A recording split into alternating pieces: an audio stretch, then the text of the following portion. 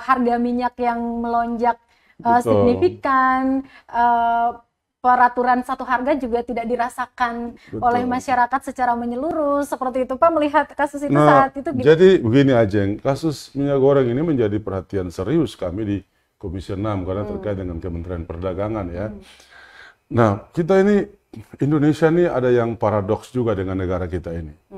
Indonesia adalah negara penghasil CPO terbesar di dunia. Betul. Crude palm oil ya, terbesar di dunia loh. Kita ini produsen terbesar di dunia nih. Anehnya kita kelangkaan minyak goreng. Memasuk kebutuhan CPO dunia luar biasa itu Indonesia terbesar. Tetapi minyak goreng itu susah, sulit diperoleh dan harganya mahal. Ini kan sesuatu yang sangat berbeda secara diametral sekali. Ini yang disebut dengan paradoks ini. Paradoks. Kita produsen CPO tapi harga minyak goreng mahal dan kadang-kadang sulit juga tersedia kan soal pasokannya. Nah oleh karena itu ketika pemerintah melarang ekspor CPO itu kan memang memberi efek jerah kepada para pelaku-pelaku atau para pemilik-pemilik pabrik CPO ini, ya, pelaku usaha di industri itu. Mereka tidak bisa menjual ke pasar internasional. Dan mereka sangat terpukul sekali dengan kebijakan itu. Aja bisa bayangkan nggak tidak bisa jual ke luar negeri gitu. Padahal biasa. Yang sudah pasti permintaan selama ini dengan harga yang tinggi. Sangat permintaan pasar internasional itu tinggi sekali dengan harga yang bagus. Betul. Tapi tiba-tiba pemerintah di stop. Itu kan terapi kejut yang luar biasa dampaknya kepada para pemilik usaha di bidang minyak goreng ini. Nah, tetapi dampak ikutan dari kebijakan itu dirasakan justru oleh petani TBS atau petani sawit di bawah. Karena harga tandan buah segar itu kan otomatis siapa yang mau beli? Orang mereka nggak bisa ekspor kok. Mereka hentikan produksi, berarti mereka hentikan juga pembelian TBS dari petani, iya kan? Lalu TBS itu kan sesuatu yang punya durasi waktu, dia punya lifetime-nya ada. Kalau lewat waktu tertentu dia rusak, dan kalau tidak dipanen dari pohon sawit juga bisa rusak. Dan kerugian itu dirasakan langsung oleh masyarakat. Lalu kita protes, ya kan, Pak? Mungkin kebijakan ini tidak boleh diperpanjang. Akhirnya kan sudah dicabut, dilarang, ya kan? Nah sekarang, tetapi memang kalau kita bicara kan kita harus juga fair, Ajeng. Kita mendengar keluhan dari masyarakat konsumen yang membutuhkan minyak goreng, ya. Tapi kita juga harus mendengar keluhan dari pihak pelaku usaha.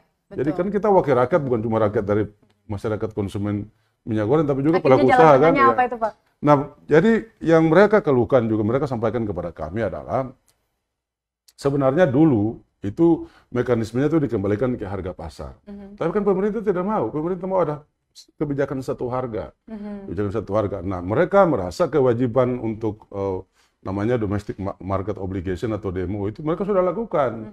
Tapi mereka juga punya keluhan terkait dengan harga pupuk.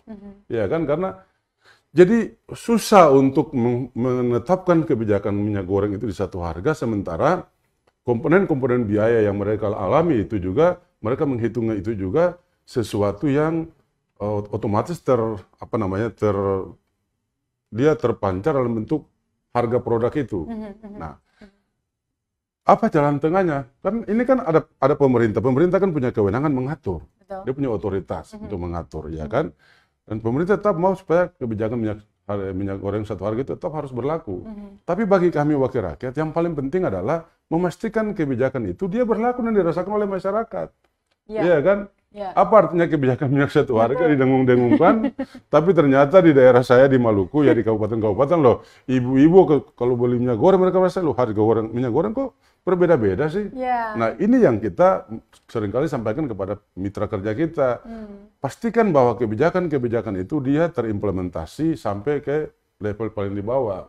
Jadi tidak hanya dalam bentuk slogan-slogan atau sekedar ada aturan, tapi yang paling penting itu kan aturan itu diterapkan, ditegakkan aturan itu. Dan yang masyarakat orang yang menjalankan peraturan ya masyarakat juga, harus merasakan. Dampaknya harus ke masyarakat. Terima kasih sudah nonton. Jangan lupa like, subscribe, dan share ya.